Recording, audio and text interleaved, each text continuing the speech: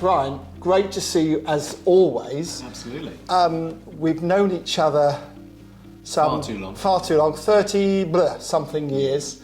Yeah. And the show's really all about people who have been influential in my property career so far. Okay. And I say so far because we're both at it, aren't we? Still doing it. We're both still doing it. And loving it. So this is Bryan Baxter, who is, I believe, one of the top auctioneers in the UK today.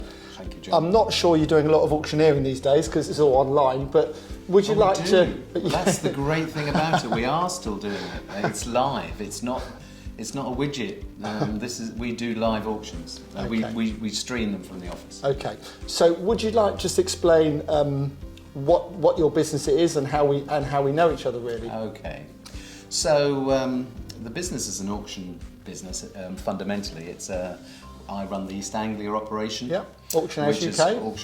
But part of Auction House UK, which is a franchise. We've got auction houses all the way around the country in London, Manchester, Leeds, Newcastle, Glasgow, Bristol, all the major towns. We have operations which are run under the Auction House banner. So Auction House East Anglia is the one that I am directly involved with, running on a day-to-day basis. So I've got a finger at the front end. But we also have a franchise business, which is the biggest auction brand in the country. We sell about 20% of all the UK stock. And that's amazing. And obviously, we knew each other from when I was originally buying and dealing in Norwich and so on, from all those years ago. And I bought many, many properties from you, Bryan. But then, of course, in 2009, I then came on board as well with Jeremy Scousall as a couple of your shareholders and directors. Absolutely. And I'm so glad you did, because you brought a different aspect to our business and helped us grow from a single auction business to a multi-franchise business throughout the UK. So that went really well and with a lot of support. Yes, you didn't get the deals that you wanted after you came on board, because I wouldn't sell them to you at the price you wanted to pay. But in the end, it was a good business, and you helped grow it. And, I was delighted to be involved, and so was Jeremy at the time, and I think, exciting times, and growing a business is always good fun. And I sort of regret selling my shares when I did, in a way, because we're still in contact. We've still got another business. We've got shares in together, I know, but it's not quite the same as it was. And we felt it was a good time, and it's worked well out. Yeah. It worked well for everyone. It worked well for both of us. But I'm glad you were with us on the ride to where we got to a year ago or 2 years ago, and yes, we've continued the growth spurt, and it's still going very well, touch wood. It is going very well, and I'm constantly trying to promote you when I do my seminars and things like that. So you Bryan, should. I should be biased, and I am. Yeah. Over the years, obviously, things have changed now since the pandemic. I always thought the auction business was very similar for many, many years, very traditional, sort of selling 2-3% of the UK property stock a year and so on. Obviously, how has that changed over the last 2 or 3 years, Bryan, and where do you think the auction business is going? Because a lot of people would be very interested to hear that, I think, from someone like yourself. Well, I think traditionally, going back 5-10 years, it was a sort of a trade orientated business. We got people who understood the buying and selling method via auction, and they only bought and sold within auction arena. But what we've seen with the likes of Homes Under the Hammer and more private individuals coming on board, it's spread the net. We're now selling a lot more better quality stock at auction, and it's not just for the trader anymore, it's for everybody. And we're really finding that there are more people, first-time buyers, the bank of mum and dad, inexperienced purchasers coming to our auctions and being prepared to dip their toe in the water. And once they've done it once, they're coming back time and time again, which hence it allows us to grow that core interest and the business as well. So we're encouraging people to take on board the process of auction and the simplicity of it, both from the buyer's perspective as well as the sellers, is really what's making it a viable proposition for all. Well, I have to say that, I have a lot of people that come to my auction seminar who have gone to an auction, got it wrong, made a mistake, and then say, oh, well, I did this, I did that, and you just put your head in your hands because, as a responsible business, which Auction House is, I know you would guide them in the correct way. Although you're acting for the client, which is the seller, you still have an obligation, and you will still advise the buyers correctly as to make sure, absolutely. for instance, my 3 golden rules are, make sure you look at the property, make sure you have a legal pack and read it and understand it, and make sure you've got the money to buy it. I have so many people come to me who don't do any of those 3, or do 2 out of the 3, and don't, and then wonder why there's a problem. And I think, being the largest auction house in the UK comes with responsibilities, and you deal with those responsibilities professionally and correctly. But unfortunately, have you seen a lot of new auctioneers come to the table over the last 2 or 3 years since the pandemic, and some of them aren't as how we say, as professional as you are? Yeah, I'm not sure that I'd particularly name names, yeah, I mean, I think auction is in a way a very simple process, but actually is one which there's an art to, and you do need to go through those processes which you were mentioning. And as long as you do those, it's a fairly safe way of buying. It's a fantastic way. Our door is always open to have conversations with buyers. In fact, we like having conversations with buyers to help them along the way, because we want them to come back time and time again. Yeah. Some of our most successful clients started off with that one purchase, asking us hundreds of questions, but each time they buy another one and another one, they are getting to know the process themselves. And they get more confident about it as well. But shrewd. Yes. Not falling into those pitfalls, doing the inspections, looking at the legal packs, and finance is obviously one of those hugely really important to make things. sure you got the funding. Oh golly, yes. And if there's any problems we ever get, it's where people haven't done one of those 3 things that you mentioned. So I agree, and I have no sympathy for people, Brian, who say, "Oh, I can't find a property deal. I can't find a deal."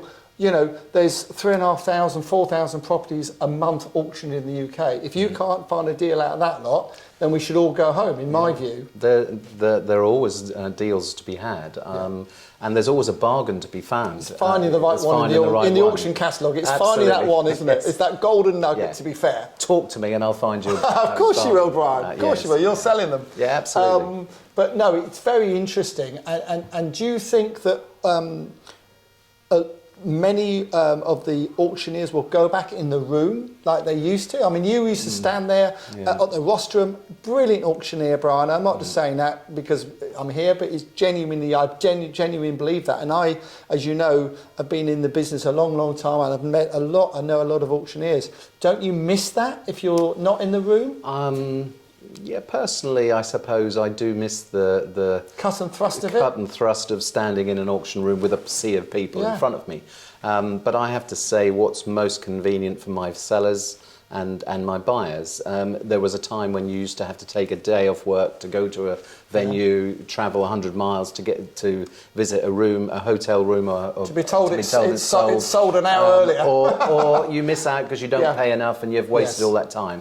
Now we have people who can just turn their laptop on, watch the auction, watch me auction something, and for 10 minutes they can concentrate on the auction, then get back to their job.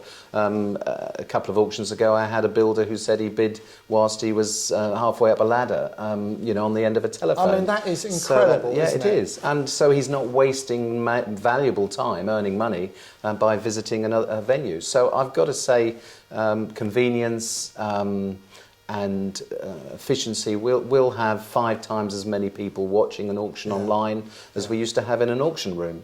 Why do you think then one or two of your competitors have gone back in the room?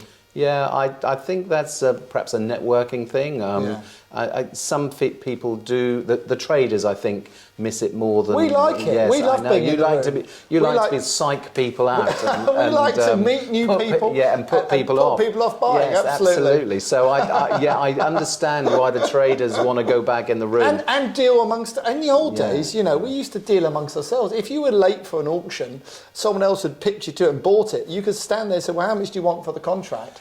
and literally give them £5,000 a cheque, and we knew it went on. You do all those things. We knew it went on, but now you stopped all that. Yeah. It's no fun at all, Bryan. I'm never saying never. I mean, there is always that possibility we might go back, but whilst it's still better for our clients, the people who are actually doing the business, then we will stay in this environment where we are now, because it's so much more efficient and better for, and some of the prices we achieve are better because they are online. Yeah, the one thing that would worry me if I was still a director of Auction House would be to say to you against that would be, the networking, the meeting people face to face, which obviously doesn't happen as much.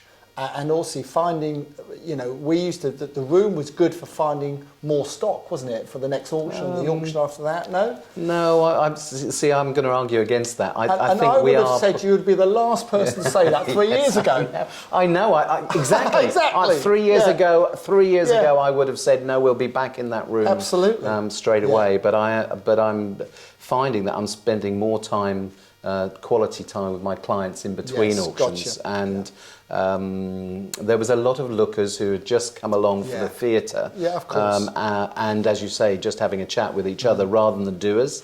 And I think... Well, we all knew a few of them, didn't we? Yeah, we do. Fair. Absolutely. and we are concentrating on the people who are actually doing business, the people who are buying, the people who are selling. And I'm finding those relationships are stronger because we are making time for our vendors. That's interesting. And I always say to people who are looking at auctions, don't be scared to ring up the office and speak to a member of staff, because they're there to help you. They're not there to catch you out, And I think a lot of people are very nervous to speak to someone like yourself, who they see as, as the man, or it could be the lady, I appreciate, but I mean, in a business, because they feel that they don't know enough to talk to you and so on. Well, that's the whole point. You're there to help them, aren't you, Bryan? Yeah, no, I mean, I want to encourage a relationship which is going to be long term. Absolutely. I mean, when we first met, I'm sure you didn't have the confidence in me, so it took a while before our relationship grew into confidence. It's just and about there trust. now.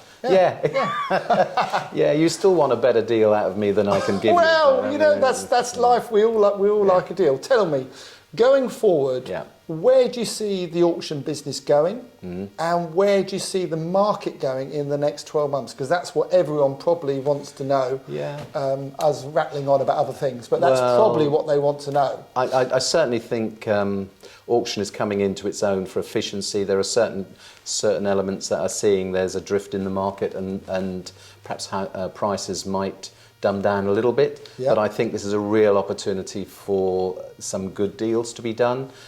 Fewer people will make more money in a slightly more difficult market. There'll be a lot of nervous people who won't get involved, and I think they'll miss out. I think there will be some really good deals to be had.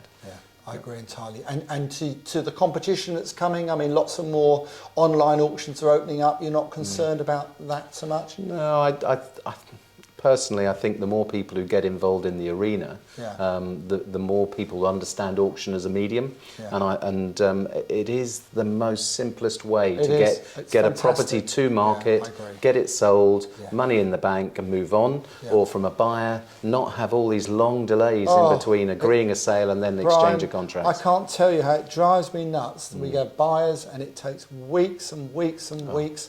The great thing about auctions is then that hammer comes down. I know it's a virtual hammer now. It's not so noisy. No, it is. It's real. I think people need to watch our auctions because it's bang, hammer down. And it's done, the deal's done, and your money's in the bank within a month, and that's fantastic. Bryan, thank you for talking to me, as always. And thank you for the last 30-odd years. And let's hope we've got another 20 in it. Oh, absolutely, at least. Great. Thank you very much. Thanks. Pleasure.